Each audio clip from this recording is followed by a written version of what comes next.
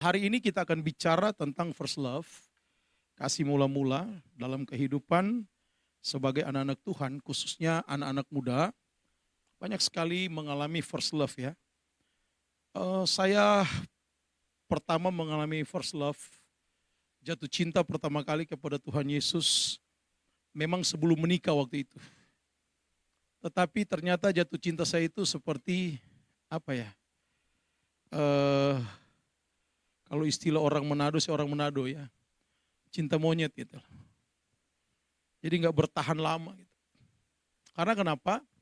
Nggak ada bimbingan dengan kebenaran itu sendiri. Jadi tidak ada penemuan-penemuan yang indah dalam hidupku, tidak ada perjumpaan-perjumpaan yang indah dalam hidupku saat itu. Tetapi berbeda ketika saya bertemu secara pribadi dengan Tuhan 2007 dan sampai hari ini. Till now, saya lepas yang namanya minuman keras, saya lepas yang namanya merokok, saya lepas yang namanya kehidupan dunia yang gemerlap, saya lepas semua. Dan sampai hari ini, saya berkomitmen di ladang Tuhan. Kenapa? Saya benar-benar berjumpa dengan kasih mula-mula itu. Yang setuju katakan amin.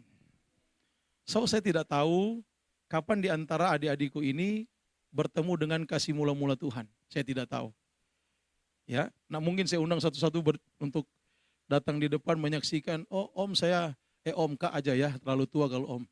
Kak, saya berjumpa Tuhan tahun sekian, tanggal sekian, waktu ada lagi sunsetan di Ancol. Sunsetan ya, bukan saya setan ya, maksudnya dia lagi sunsetan di Ancol, saya bertemu Tuhan. Saya lagi jalan kemana bertemu Tuhan. Bagus, tetapi izinkan saya untuk menjelaskan, ya toh, how, bagaimana itu perjumpaan dan kemudian implementasinya atau aplikasi kita sebagai anak-anak Tuhan di dalam menerapkan kasih. Sudah siap? Sudah siap ditegur dengan firman? Bilang kanan kiri, siap gak lu? Ya, yang dibilang yang langsung begini, siap dong. Ya, kita baca di dalam Wahyu 2 ayat yang keempat sampai dengan ayatnya yang kelima. Ya, Wahyu 2 ayat yang keempat sampai dengan ayat kelima. Oke. Yang sudah ketemu bilang amin. Di mana ketemunya? Tuh gede banget. Gitu dong jawabnya. Tuh gede banget om. Kak, gini ya. Tapi kayaknya hanya ayat 5 padahal ada ayat 4 ya. Kesalahan bukan di layar. Tapi saya bukan salah ngetik. Lupa masukin ayat 4-nya. Oke. Kita baca bersama-sama. 2, 3 ya. Baca. Kelihatan gak? 1, 2, 3. Namun demikian, aku mencela engkau karena engkau telah meninggalkan kasihmu yang semula. Sebab itu ingatlah betapa dalamnya engkau telah jatuh. Bertobatlah dan lakukanlah lagi apa yang semula engkau lakukan. Jika tidak demikian, aku akan datang kepadamu dan aku akan mengambil kaki dianmu dari tempatnya. Jika engkau tidak bertobat, katakan, ngeri. Yang kenceng, ngeri. Bayangkan firman Tuhan katakan, kalau engkau tidak bertobat, engkau meninggalkan kasih mula-mula, Tuhan akan ambil kaki dian yang ada padamu. Tahu nggak kaki dian fungsinya apa? Hah? Terang. Kaki dian, pernah lihat kaki dian? Oh nggak pernah lihat? Kaki dian ini, kayak tempat lilin ini, inilah kaki dian. Nah, fungsi kaki dian itu untuk apa? Ditaruhkan lilin-lilin untuk menerangi. So, secara bentuk yang terkandung di dalamnya, aku akan mengambil kaki dian dari tempatnya. Jika engkau tidak bertobat, jadi apa yang ada padamu yang telah Tuhan berikan kepadamu, Tuhan akan ambil. Tuhan akan ambil. Suka nggak suka, mau nggak mau, Tuhan akan ambil. Engkau punya talenta, suaramu bisa melengking. Engkau bisa nyanyi, apa ce. Besok Tuhan ambil itu apa ce. Apa tuh? Jadinya apa? Apa sih, lebay banget. Ya kan? Tuhan akan ambil daripadamu itu. Suatu waktu Zaman saya masih nyanyi di kafe dulu, zaman masih MC di wedding, ya. Ada teman saya itu, wih, sombongnya luar biasa. Gitu loh. Nyanyinya, keriting dah kalau dia sudah nyanyi. Kalau saya ngepop banget kalau saya nyanyi, gitu. Tapi dia gitu. Suatu waktu dia mau nyanyi males, pokoknya mau ngapain dia males banget. Dan ketika dia mau menyanyi bersuara, suaranya hilang. Apa yang terjadi? Stresnya minta ampun. Kenal Once enggak? Kenal di mana? Di TV. Ya. Once Dewa tahu? Vokalis Dewa 19. Dia pernah bersaksi, suaranya hilang. Dan ketika suaranya hilang, gak bisa nyanyi sama sekali, dia berdoa sama Tuhan, untuk Tuhan bisa kembalikan. Dan banyak sekali orang-orang yang kita dengarkan, artinya apa? Gak ada feel lagi, soul-nya gak ada lagi. Jadi artinya hanya menyanyi saja, tidak ada penjiwaan lagi. Itu kenapa Bapak Ibu? Saya boleh katakan Tuhan sedang mengambil apa yang ada padanya. Karena itu milik Tuhan, katakan amin. Pernah baca tentang talenta di firman di Alkitab? Dikasih 1, 2, 3 dan seterusnya? Sama enggak dikasih 1 sama yang dikasih 3? Sama. Jangan geleng-geleng dari tadi begini. Enggak, iya. Belum selesai ke kanan, udah iya. Sama. Tuhan kasih ke saya 1, Tuhan kasih ke siapa? 1, 3. Sama enggak? Sama. Tetapi saya bersungut-sungut, kok dia dikasih 3, kok saya 1, aku enggak mau deh, saya kubur 1-nya. Yang 3 bermultiplikasi lagi, jadi 6, jadi 9 dan seterusnya. Yang 1 tetap 1 dikubur. Tuannya datang, kamu tidak mau mengerjakan itu, Tuhan ambil yang 1 itu pindahkan ke yang 3. Dia sudah menjadi banyak, ditambah lagi talenta dari saya dikasih.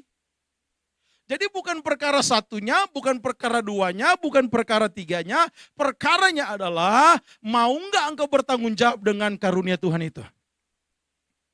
Dan itulah kasih mula-mula yang sebenarnya.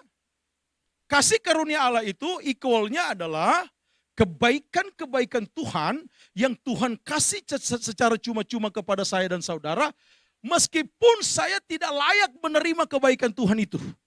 Meskipun kalian tidak layak menerima kebaikan Tuhan itu. Karena kenapa? Semua manusia berdosa. Tidak layak menerima kasih karunia Allah. Tetapi meskipun tidak layak menerima kasih karunia Allah, Tuhan tetap berikan kebaikan demi kebaikan itu. Goodness of God. Amin. Tuhan berikan kenapa? Karena kasih Tuhan itu. Kasih Allah itu adalah sesuatu yang diarahkan kepada seseorang. Meskipun orang itu saya tidak suka, tetapi dia tetap mengarahkan kebaikan itu. Katakan amin. Itu kasih karunia. Saya ulangi. Manusia berdosa sejak dari dalam kandungan ibu sudah berdosa karena mewarisi yang namanya dosa satu orang manusia yang namanya Adam. Alkitab berkata di dalam Roma, oleh karena satu orang manusia, semua manusia menjadi berdosa. Itu mengerucut kepada Adam. Tetapi ayat berikutnya berkata, tetapi oleh karena satu orang yang benar, semua orang dibenarkan. Siapa itu? Yesus Kristus. Tetapi meskipun kita manusia telah berdosa dan telah kehilangan kemuliaan Allah, Tuhan punya kasih karunia itu tetap dia berikan kepada kita. Itu namanya kasih karunia Allah. Meskipun kita tidak suka, tetap kita arahkan kebaikan kita kepada orang itu. Itulah yang disebut dengan kasih karunia. Amin. Oleh karena itu, aku ada, adik-adikku ada saat ini, itu bukan karena gagahnya kita, bukan seberapa tampannya kita, bukan seberapa pinternya kita, bukan sebanyak uang yang kita punya itu banyak sekali, bukan. Tetapi kita ada sampai hari ini, itu karena kebaikan Tuhan. Bahkan yang melayani tadi, singer, swear, pemain musik, mereka eksis berkreativitas dengan luar biasa, bukan karena mereka jago gitar, jago drum, jago keyboard, no. Tapi karena kebaikan Tuhan yang mempercayakan mereka pelayanan ini. Katakan amin. Jadi semua kalau kita ada eksis di ladang Tuhan, perhatikan baik-baik. Itu karena kasih karunia Tuhan. Dan kasih itu dalam bahasa asli memakai kata agape atau agapao. Yang artinya kasih yang tulus apa adanya. Even orang itu menyakiti kita. Even orang itu membuli kita. Memfitnah kita. Menipu kita. Tapi kasih yang tulus itu tidak boleh hilang daripada kita. Kita boleh tidak bergaul dengan dia, betul. Tapi jangan membenci dia. Sebab pergaulan yang buruk merusak kebiasaan yang baik. Tinggalkan pergaulan buruk, tapi jangan benci mereka. Kasihi mereka. Sebut nama temanmu yang masih buruk kelakuannya, sebut dalam doa. Kasih itu akan menggantikan segala posisi-posisi yang rusak untuk kita bisa berdoa. Katakan amin. Apalagi yang pacaran kalau putus, sangat sulit untuk mendoakan. Karena di pikirannya belum hilang. Tuhan, pendeta itu bilang, aku menerapkan kasih, aku harus berdoa padanya. Tapi aku benci banget Tuhan. Belum bisa hilang perbuatannya padaku. Tidak bisa Tuhan. Terus Tuhan bilang, aku juga tidak bisa mengampunimu, selesai hidupmu. Saudara, tahu pertukaran aktif di Golgota? Harusnya kita yang ada di bukit Golgota disalib oleh karena kesalahan dan dosa kita. Tapi dia relakan tubuhnya, disiksa, ditombak, dicambuk. Tahu cambuk yang dipakai zaman Israel? Jadi itu duri. Tiap kali dipukul, diangkat kulitnya ngikut. Itu yang dipukul di badan Yesus. Tapi semua itu dia lakukan dengan kasih. Karena kenapa? Karena saya dan saudara dicarinya untuk dia selamatkan. Amin. Amin. Bapak Ibu lagi, sorry. Adik-adikku yang Tuhan kasih. Ya. Udah keganti belum? Kiri apa kanan sih? Ini kanan enggak? Oh belum hidup ya? Oh ya belum di on, sorry. Oke. Perhatikan baik-baik. Alkitab, oh sini belum ganti ya? Oke. Alkitab mencatat nih bahwa Tuhan menegur jemaat di Efesus karena mereka sudah meninggalkan kasih yang mula-mula. Perkataan di ayat 4 tadi, tetapi aku mencela engkau karena engkau sudah meninggalkan kasih mula-mula. Tahu enggak? Pasti enggak tahu, saya kasih tahu.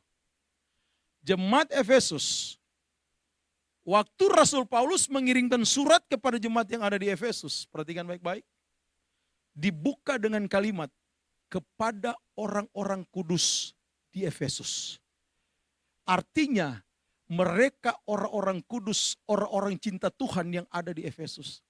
By the way, kenapa di Wahyu 2 ayat 4 Tuhan mencela mereka? Karena mereka meninggalkan kasih mula-mula. Karena yang nampak hanya tampak luar pelayanan-pelayanan. Tapi kasih tidak pernah tampak keluar. Paham? Banyak pelayan Tuhan. Banyak melayani di youth. Pelayan-pelayan youth. Bahkan pelayan altar. Yang tampak hanya pelayanannya di luar. Yang tampak hanya joget-jogetnya di luar.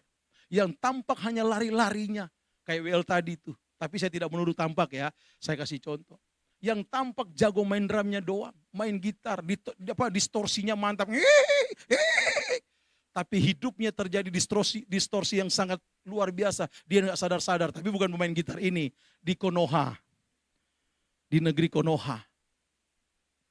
Jadi yang ditampakin adalah penampilan luarnya. Kasih tidak pernah tampak di luar.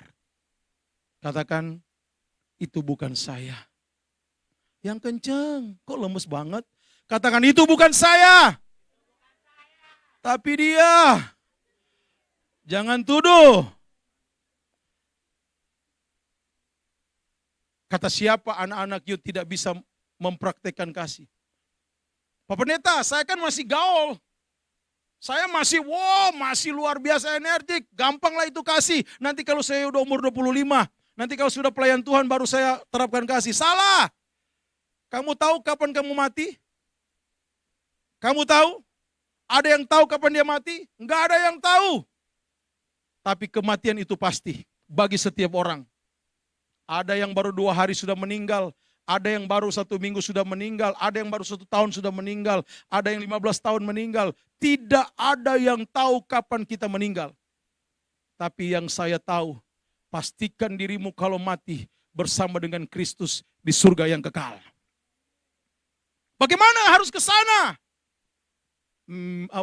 Make sure in yourself. Kasih itu harus ada. Biar Tuhan tidak celah kita. Perbandingan dalam Injil berkata begini, baik di Matius, Markus, Lukas.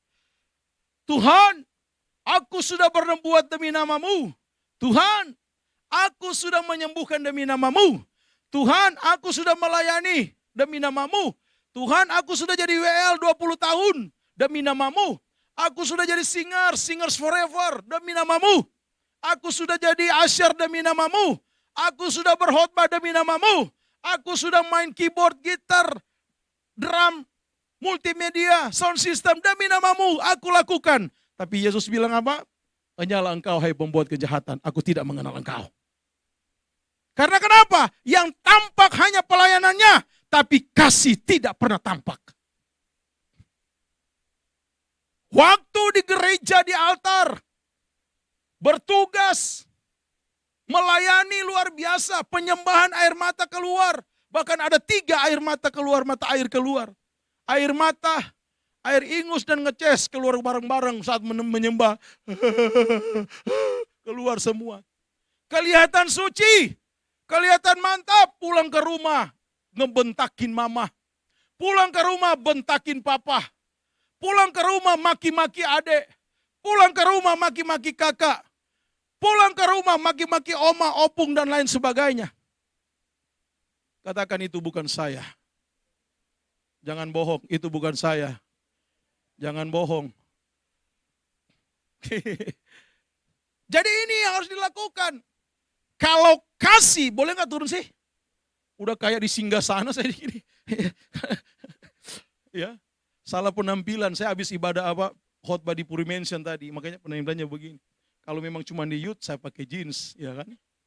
Ya. Kenapa seperti itu terjadi di rumah tangga, sorry. Di rumah.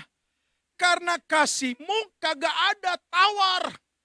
Coba bayangkan dulu sayur lodeh tanpa garam. Terserah lodeh. Bro, pernah makan sayur asem enggak? Tanpa garam gimana rasanya? Belum pernah? Oh enggak pernah kalau tanpa garam. Tapi coba deh sekali-sekali. Paling kau marah, "Mah, kenapa ini? Sayur lodeh tanpa garam." Mama lagi yang jadi tempat pelampiasan. Banyak yang melakukan itu. Hanya mau tampil, "Kak, aku mau melayani di youth, boleh enggak, Kak?" "Oh boleh nih, ada yang kosong nih. Ini. Oh mantap." Suci banget. Ketemu orang, "Shalom," bahkan nunduk, "Shalom." Sambil jalan, "Apaan lu?" Kenapa? Karena yang ditampakin hanya luarnya saja. So, kalau engkau mau belajar kasih mula-mula, harus tampakin kasihmu yang sesungguhnya. No penampilan. Karena kalau engkau sudah tampakin kasih yang sesungguhnya, engkau mau pakai apapun orang lihat indah dan cantik, ganteng, rupawan, luar biasa. Karena penilaian di dalam kekristenan bukan penampilan luarnya, tapi kasih yang sesungguhnya. Jangan sampai Yesus mencela engkau. Tolong dong definisikan kata cela apa sih itu? Kata cela apa itu? Kalau mencela, suka enggak ibu lagi? Nona dicela sama orang, mau enggak? Enggak mau kan? Mau enggak dicela sama teman? Enggak mau. Cela itu betul, dihina. Ada yang angkat tangan, mau dihina di sini? Mau dikata-katai bareng-bareng, ada yang mau? Tapi kenapa Yesus mencela mereka? Kenapa? Itu sudah sangat besar kekurang ajaran yang terjadi. Karena kenapa? Mereka seperti kelihatan punya kasih, tetapi sesungguhnya tidak punya kasih. Catat benang merahnya, seperti kelihatan punya kasih. So, berapa banyak anak-anak muda seperti kelihatan punya kasih, tetapi padahal di rumah sendiri hancur lebur berantakan jadi satu. Maki-maki orang tua, maki-maki adik, maki-maki kakak, oma, opa, dan lain sebagainya. Saya sebagai pendeta mendorong semua adik-adikku ini. Masa depanmu itu indah gemilang cemerlang di dalam Tuhan. Bahkan Yeremia 29 ayat 11 berkata, bahwa Tuhan merencanakan damai sejahtera bukan kecelakaan. Ditutup dengan frasa kalimat masa depan yang penuh harapan. So, di dalam Tuhan tidak pernah ada kekecewaan. Di dalam Tuhan tidak pernah ada kegagalan. By the way, di dalam Tuhan selalu ada harapan. Amin. Kalau kita paham di dalam Tuhan ada pengharapan, jangan matikan kasih-Mu, tapi eksiskan kasih-Mu. Tampilkan terus kasih-Mu itu. Agar kenapa? Agar tidak dicela oleh Yesus. Bayangkan kita dalam konteks kekinian. Dicela orang kita marah. Coba kalau bagaimana dicela Yesus. Marah enggak, Sam, kalau Yesus cela? Kamu marah enggak sama Yesus kalau Tuhan Yesus cela kamu? Enggak bisa marah. Yang ada cuma menangis, Tuhan ampuni, Tuhan ampuni. Tapi kalau sudah tiba penghakiman, tidak ada lagi minta Tuhan ampuni. Karena hari itu sudah it's over. Sudah game over. So, sebelum game over, pastikan ketika engkau berhadapan dengan Yesus, dia bilang begini, sabaslah engkau sahabatku, marilah bersama denganku di surga yang kekal. Tepuk tangan bagi Tuhan kita. Yang berikut, apakah ciri-ciri orang yang memiliki kasih mula-mula agar tidak gampang meninggalkan kasih mula-mula? Inilah ciri yang pertama. Yuk baca yang warna kuning itu. Tulisan 1, 2, 3. Inilah yang harus dilakukan. Kita harus bertekun dalam iman dan pelayanan. Yang duduk bilang begini, asik, bukan untuk saya. Karena hanya untuk pelayanan. Salah. Dimanapun Tuhan tempatkan engkau jadi pelayan Tuhan. Di sekolahmu, di kampusmu, engkau pelayan Tuhan. Kenapa? Ada kata-kata berkat yang bisa engkau ucapkan kepada teman-temanmu. Itu pelayan Tuhan. Pelayan Tuhan bukan nanti ada di altar. Bukan nanti melayani, bukan. Di marketplace, di kampus, di perusahaan engkau bekerja, engkau ketika mengatakan sabar. Ada Tuhan yang bisa melihat penderitaanmu. Engkau sedang melayani. Katakan amin. Jadi, jangan tunggu Tuhan panggil untuk masuk dalam pelayanan. Pertanyaan tadi kita bahas tadi di bawah itu. Kadang orang Kristen bilang begini, anak-anak muda, Tuhan berikan tanda supaya saya bisa melayani. Padahal dia sedang melayani. Asyir pelayanan. Pegang-pegang begini. Yang tadi tulisan-tulisan apa itu pelayanan. Amin. Hospitality untuk jemput hamba Tuhan itu pelayanan. Jangan sementara engkau pelayanan, engkau bilang, Tuhan, apakah ini panggilan saya untuk melayani? Terkadang kelihatan saleh, tapi salah. Jangan kadang terlihat saleh tapi salah. Dengan pertanyaan bodoh kita. Tapi kita harus make sure diri kita, aku sudah melayani. Aku mau memperbanyak talenta karunia supaya Tuhan tambahkan mulai dari ini. Mulai dari hal yang kecil. Terkadang sesuatu yang kecil dan sederhana, tetapi bisa berdampak itu lebih hebat daripada hanya berteori dan berkonsep.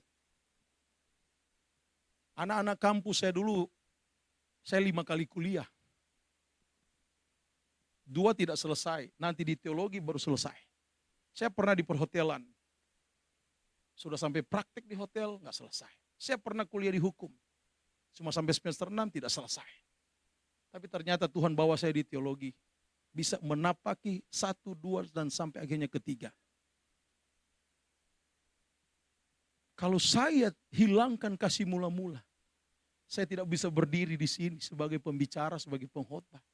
Saya tidak ada di kelas teologi mengajar sampai pasca sarjana. Kalau kasih mula-mula saya sudah hancur sejak mungkin 10 tahun, 15 tahun yang lalu. Tetapi saya tetap pertahankan kasih mula-mula itu. Gimana cara mempertahankan? Ini. Bertekun dalam iman dan pengharapan. Aku tahu segala pekerjaanmu. Aku tahu engkau tadi bersama dengan pendeta. Jemput, ngobrol. Aku tahu, Tuhan bilang. Aku tahu. Baik jeripayamu maupun ketekunanmu. Perbandingan aktif dalam 1 Korintus 15 ayat 58 bilang begini. Jeripayamu di dalam Tuhan tidak pernah sia-sia. Apa yang tidak pernah sia-sia? Yang kita kerjakan di ladang Tuhan. Semua berdampak. And then, aku tahu bahwa engkau tidak dapat sabar terhadap orang-orang jahat. Tuhan melatih kita supaya kita bertekun dalam iman, bisa sabar. Kita bertekun dalam pelayanan, bisa sabar. Kalau kita keluar dari bertekun dalam iman dan pelayanan, kita tidak bisa sabar. Katakan ya. Betul? Yang paling parah, sudah di dalam pelayanan, tapi tidak ada kesabaran. Saran saya, mohon maaf, menepi dari pelayanan. Beristirahat dari pelayanan dan introspeksi diri. Evaluasi diri. Sudah berapa jauh saya melangkah? Di mana saya terhenti kesabaran saya? Di kilometer berapa saya berhenti ketekunan saya? Oh, di kilometer 10 saya menepi. Tuhan ampuni saya. Perbaiki hubunganmu dengan Tuhan.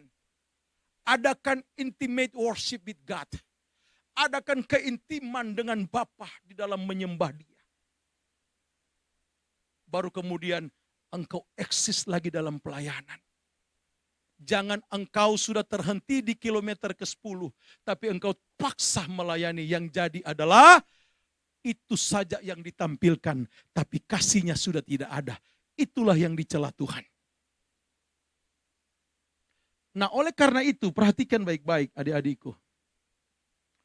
Biasanya seseorang yang mengalami kelahiran baru akan menggebu-gebu. Tolong yang mengalami kelahiran baru pertama kali dan menggebu-gebu. Kalau boleh hari Minggu sampai hari Minggu dia ada di gereja. Pokoknya kesukaannya, pokoknya beribadah cari Tuhan. The first time saya bertemu Yesus seperti itu Bapak Ibu. Bapak Ibu, anak-anak adik anak cute. Tebal segini catatan saya. Saya punya catatan khusus.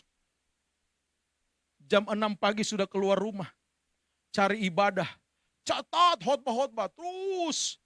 Kemudian saya bernubuatan sendiri dalam nama Yesus. Suatu hari saya ada di mimbar sana. Ada beberapa gereja yang saya tumpang tangan. Betul. Saya sudah datangin semua gereja itu untuk saya berkhotbah. Wah, benar-benar saya menggebu-gebu. Pelayanan.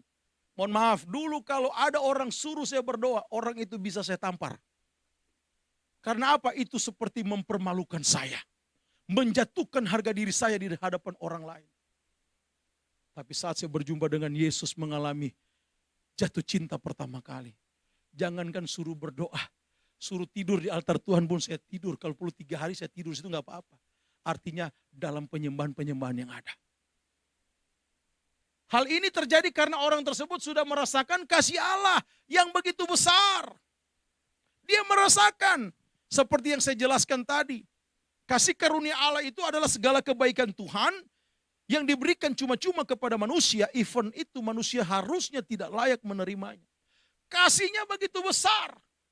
Dan apa? Dan dia ingin membalasnya dengan melayani Tuhan. Dengan apa kan ku balas segala kebaikanmu, segenap hatiku menyembahmu Yesus, ku bersyukur padamu selamanya. Segenap hatiku kuberikan kepadamu. Kita lakukan benar-benar. Tapi coba di alinea berikutnya. Seiring berjalannya waktu, tidak sedikit yang akhirnya menurun semangatnya dan bahkan undur dari pelayanan. Undur dari pelayanan, pertama terang-terangan. Kedua pelan-pelan. Ketiga senyap, nyaris tak terdengar. Yang terang-terangan, saya nggak mau. Itu di youth itu begini-begini, saya nggak mau, saya mau pindah di youth lain. Monggo. Nyampe di youth sana, ketemu lagi hal yang sama. Saya nggak mau, saya mau pindah. Akhirnya dia jadi nama gerejanya gereja kemana-mana. Jadi gereja KM, GKM, gereja kemana-mana. Dia pikir di gereja setiap dia pergi, ada yang harus mengikuti kemauannya. No. Kemanapun engkau pergi, pasti akan menemukan masalah yang sama. Tapi pastikan, di tempat ini, rumputnya hijau, airnya tenang. Kenapa? Karena gembala akan membawa kita ke rumput yang hijau dan ke air yang tenang. Apakah adik-adikku percaya di tempat ini rumputnya hijau? Airnya tenang? Kemuliaan bagi Tuhan kita Yesus Kristus. Dan itu ada di tugas gembala dan di tugas para pelayan Tuhan. Bahkan pimpinan youth di tempat ini, wakil gembala dan semuanya yang eksis dalam pelayanan. Nah, terkadang yang mundur senyap-senyap itu yang nyaris tidak kedengeran, tapi tiba-tiba sudah gak muncul sebulan. Ya kan? Gak ada salah, gak ada apa, tiba-tiba kok.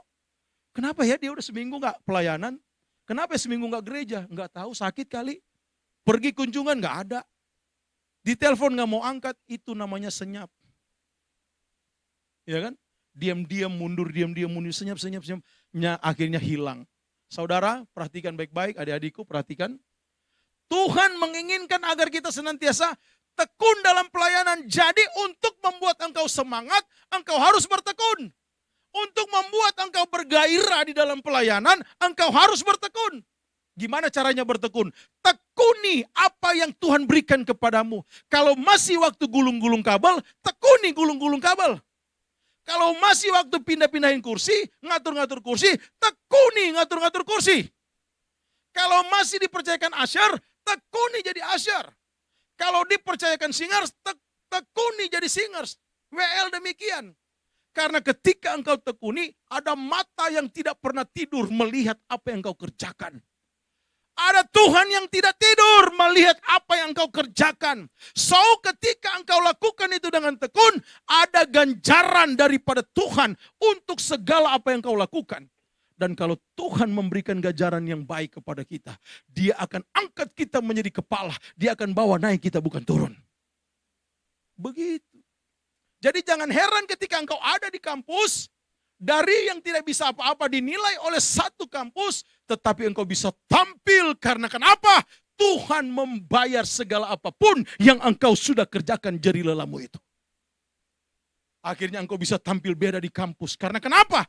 Karena engkau tekuni pelayanan di Glow ini. Pindah-pindah kursi. Ngatur kursi selesai ibadah. Engkau tekuni. Di luaran sana Tuhan buat engkau cemerlang. Amin. Karena Tuhan tidak mau berhutang kepada setiap anak-anaknya. Yang dibego-begoin di kampus, yang dikata-katain di kampus, saat engkau setia dalam pelayanan, engkau bertekun dalam pelayanan, Tuhan akan buat engkau cemerlang di dunia kampus sana. Percaya saja, katakan amin. Tapi kalau engkau tidak bertekun dalam pelayanan, mau kemanapun, engkau tidak akan pernah berkembang. Saya tidak bisa berdoa, gagap dalam membaca firman Tuhan. Steven baca firman Tuhan. Yohanes 1, nggak kelar-kelar. Bingung, bacanya loncat-loncat. Kenapa? Gugupers, tahu gugupers? Gugup banget gitu. Karena kenapa? Tidak punya keintiman dengan Yesus.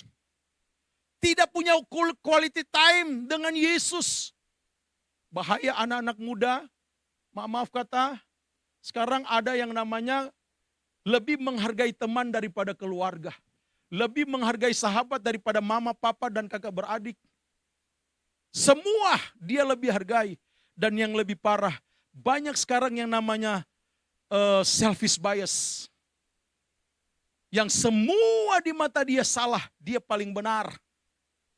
Atau yang namanya NPD, Narcissistic Personality Disorder. Semua orang dia tidak anggap penting, hanya diri dia yang paling penting. Dia butuh dipuja, disanjung, dihargai. Tapi dia tidak mau menghargai orang lain. Ini sangat berbahaya. Karena kenapa? Akan merusak kehidupanmu di dalam Tuhan. Kalau sudah mulai ada penyakit seperti itu masuk ke dalam kehidupanmu, bertobatlah dan datang kepada kasih mula-mula Tuhan yang engkau jumpai di tempat engkau beribadah. Katakan, saya mau. Mau apa? Ayo dong, mau apa? Tuh yang kenceng banget tuh, mau apa? Ya, yang kenceng tuh, Lik, mau apa, Lik? Ayo, Lik, mau apa? Mau kembali kepada kasih mula-mula. Tepuk tangan bagi Tuhan. Amin. Yang kedua, baca 1, 2, 3. Baca yang kenceng, 1, 2, 3. Berani membongkar kepalsuan, katakan saya mau. Mau apa? Mau membongkar kepalsuan. Amin. Berapa banyak anak-anak, orang-orang Kristen, anak-anak youth hidup dalam kebohongan. Sekarang ada tempat penyewaan iPhone 15, 14 yang lagi viral di TikTok. Waktu Desember, tahun baru, sehari 150.000. Dan mereka antri untuk sewa. Hanya untuk apa? Selfie, abadikan momen. Dan namanya sewa. Dia akan pegang begitu HP-nya. Enggak bakalan akan masuk di kantong. Selalu dia pegang begini, biar orang lihat. Pegang iPhone. Kenapa itu dikejar? Karena demi kepalsuan hidup agar tidak dihina, dibully dan lain sebagainya. Katakan, itu bukan saya.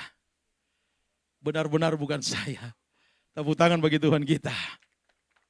Saudara, ketampananmu, kecantikanmu, bahkan engkau bergaya, itu bukan standar penilaian Tuhan biar Tuhan bilang engkau hebat. No.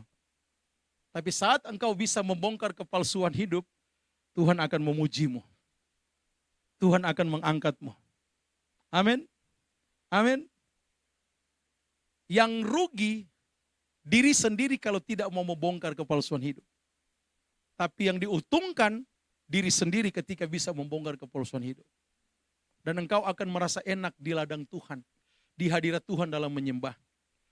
Saya punya TikTok namanya Pendeta Dr. Stephen Rudy Palit. Saya live dan ada komal yang saya buka. Yang kolaborasi massal. Kemudian di jendela-jendela itu ada yang kolom typing itu. Setiap saya buka live itu, bisa sampai ratusan orang saya doakan. Mereka ketik. Karena di komal cuma 9 orang. Tetapi yang standby nonton itu banyak. Saya bukan kejar berliannya. Bukan kejar kopinya, mawarnya, atau ikan pausnya, tidak. Tapi saya kejar jiwa melalui media TikTok. Kenapa saya pakai nama Pendeta Dr. Stephen Rudy Palit yang harusnya tidak boleh seperti itu. Orang bilang kan itu lebay kan. Lengkap dengan gelar. Tetapi saya sedang memberikan identitas saya untuk melayani orang. Agar orang bisa, oh ya dia doktor teologi. Saya bisa bertanya. Dan waktu komal mereka naik ke atas, saya bilang tanya apa saja. Dengan kebenaran Alkitab. Jangan keluar dari Alkitab. Mari kita bahas Alkitab. Dan kalian tahu, banyak yang Tuhan lawat. Sangat banyak yang Tuhan lawat. Bahkan berlanjut sampai di WA saya, berlanjut mereka DM di privat pesan, saya kasih nomor saya. Berlanjut sampai hari ini. Ada yang sudah mau bercerai, ada yang tidak bisa mengampuni papanya, mamanya, dan lain sebagainya. Dan ketika masuk dalam konteks itu, perhatikan baik-baik. Saya pesan kepada mereka, kalau engkau ingin mamamu berubah, engkau harus berubah terlebih dahulu. Kalau engkau ingin papamu berubah, engkau harus merubah dirimu sendiri dulu. Dengar baik. sejahat apapun papa dan mamamu, Alkitab bilang, hormati ayah ibumu. Saya nggak mau hormati, dia jahat sama saya. Alkitab bilang, hormati ayah ibumu. Kita lakukan hormati ayah ibumu. Maka Alkitab bilang, maka akan panjang usiamu di tanah yang telah kujanjikan. Perkara papamu jahat kepadamu, itu perkara dia dengan Tuhan. Tapi perkaramu adalah, engkau harus lakukan firman Tuhan. Jangan saling membantah. Apalagi berteriak maki-maki orang tua, Tuhan gak suka. Yang engkau harus lakukan adalah, iya Pak, maafkan saya. Iya Pak, maafkan saya. Hormati orang tuamu karena Alkitab katakan, hormati ayah ibumu supaya panjang usiamu di tanah yang kujanjikan. Mau panjang usiamu? Hormati ayah ibumu. Katakan amin. Bongkar kepalsuan apa lagi? Jangan suka penuhi hasrat kedaginganmu dengan pesta porah kedagingan, mabuk-mabuk, ngedrugs, pesta seks dan lain sebagainya. Dalam nama Yesus semua itu dibuang. Semua itu dimatikan. Dan ganti dengan manusiamu yang baru di dalam Tuhan. Tidak apa-apa orang bilang kuper, kurang pergaulan, it's okay. Tidak apa-apa orang bilang dasar lu kolot, gak apa-apa. Yang penting di dalam Yesus kita tidak kolot. Di dalam Yesus kita tidak kuper. Tapi di dalam Yesus kita top markotop. Amin. Sekarang saya tanya, tolong jawab dengan jujur. Mau kejar pujian dunia atau mau kejar pujian dari Tuhan? Kalau engkau mau kejar pujian dari Tuhan, Alkitab berkata, barang siapa melayani aku dihormati Bapa. Itu Alkitab yang bilang. Jadi kalau engkau mau dihormati Bapa, setialah di ladang Tuhan yang Tuhan percayakan. Katakan amin. Kalau kita setia di ladang Tuhan yang Tuhan percayakan, maka saya terlalu yakin dan percaya kita akan siap membongkar kepalsuan. Orang percaya yang lahir baru memiliki keberanian untuk menyatakan kebenaran. Kalau ada yang datang mengajar berkhotbah, tiba-tiba sudah bilang, tidak apa-apa, kita tidak mau memaafkan. Memang dia salah, jangan mengampuni. Tolak ajaran itu dalam nama Yesus. Karena firman Tuhan berkata engkau harus mengampuni. Tidak apa-apa engkau pergi dugem, minum-minum alkohol. Nggak apa-apa dugem, ajab. Nggak apa-apa. Tolak ajaran itu dalam nama Yesus. Amin. Kebenaran harus dinyatakan. Roh Kudus juga memberi hikmat untuk membedakan mana yang benar dan mana yang salah. Bahkan Simon Petrus, perhatikan baik-baik. Dia adalah orang yang menyangkal Yesus. 3 kali ayam berkokok dia sudah menyangkal Yesus. Aku tidak mengenal dia. Aku bukan bagian dari dia. 3 kali. Tapi saat dia mengalami kasih mula-mula dengan Tuhan kembali, dialah murid pertama yang berkhotbah mempertobatkan 3.000 jiwa di Yerusalem. Kisah para Rasul 2 sekalian baca. The day of Pentecost. Hari Pentakosta. 3.000 jiwa. Petrus berkhotbah seperti ini. 3.000 jiwa bertobat. Pelacur di sumur. Murid-muridnya gak mau bertemu dengan pelacur itu. Yesus datang bertemu langsung. Dan ngobrol dengan pelacur di sumur. Dan pelacur jujur, dia terbuka kepada Tuhan. Ketika pelacur pergi pulang ke kota, Alkitab mencatat, pelacur itu, mantan pelacur itu, perempuan itu pergi ke kota dan dia bersaksi, aku sudah bertemu dengan air kehidupan itu. Alkitab mencatat 1 kota bertobat terima Yesus sebagai Tuhan dan Juru Selamat dari seorang mantan pelacur yang bertobat dan dia bongkar kepalsuannya. Amin. Apapun keterpurukan hidupmu hari-hari ini, tersudutnya kehidupanmu hari ini, terpojoknya kehidupanmu hari ini, mungkin di keluarga tidak menganggap lagi, mungkin di pertemanan tidak menganggap lagi, dengar baik. Bongkar segala kepalsuanmu dan datang kepada Tuhan. Ada sesuatu yang besar yang akan Tuhan berikan kepadamu. Amin. Dan akan terjadi kepadamu. Katakan amin. Yang terakhir. Ini yang terakhir. Baca 1, 2, 3. Bersabar dalam penderitaan, Wahyu 2:3. Dan engkau tetap sabar dan menderita oleh karena namaku dan engkau tidak mengenal lelah. Saudaraku, adik-adikku yang Tuhan Yesus kasihi, perhatikan baik-baik. Tuhan tidak pernah berjanji bahwa orang percaya kalau ikut dia tanpa masalah dan tidak akan menderita. Bahkan kita ditempatkan di dunia ini diibaratkan serigala, bagaikan domba di tengah-tengah serigala kata Alkitab. Tapi dengar baik, Even kita di tengah-tengah serigala, tapi kita punya gembala yang baik, yang bernama Yesus Kristus yang mengembalakan kita. Maka Mazmur 23 ayat 4 berkata, sekalipun aku berjalan dalam lembah kekelaman, aku tidak takut bahaya, karena Dia besertaku, gadamu dan tongkatmu itulah yang menghibur aku. Kenapa ada gada dan tongkat? Itu sebagai suatu bentuk gembala yang ada di Israel. Di tangan kanan dia pegang gada, tangan kiri tongkat. Di ujung tongkat ada letter L begini. Kalau domba keluar dari jalur, dia tarik dengan tongkat itu. Kalau ada datang serigala, datang harimau atau binatang buas, dia pukul pakai gada agar dombanya aman. Demikian saya dan saudara. Kalau kita ada di dalam Tuhan, meskipun ada di tengah-tengah serigala, ada tongkat dan gada Tuhan yang selalu melindungi kita. Saudaraku, adik-adikku, Tuhan berjanji akan selalu menyertai umatnya. Salah satu ciri orang yang memiliki kasih, mula-mula adalah tahan ketika menderita dalam nama Yesus. Kalau hari ini engkau menderita karena nama Yesus, it's okay. Karena engkau akan menerima penghiburan di surga yang kekal. Semua murid-murid Yesus, hanya Yohanes yang matinya tua. Yang dibuang di Pulau Patmos. Tapi dengar, penulis kitab Wahyu ini Yohanes, sebelum dibuang-buang di Pulau Patmos, dia sudah digoreng hidup-hidup. 7 kali panasnya minyak gorengan itu. 7 kali panasnya dia digoreng hidup-hidup. Tapi kulitnya tidak terkelupas, dia tidak mati. Dan dia dibuang di Pulau Patmos. Yang lain ada yang digantung, dipenggal, salib terbalik, diseret dan lain sebagainya.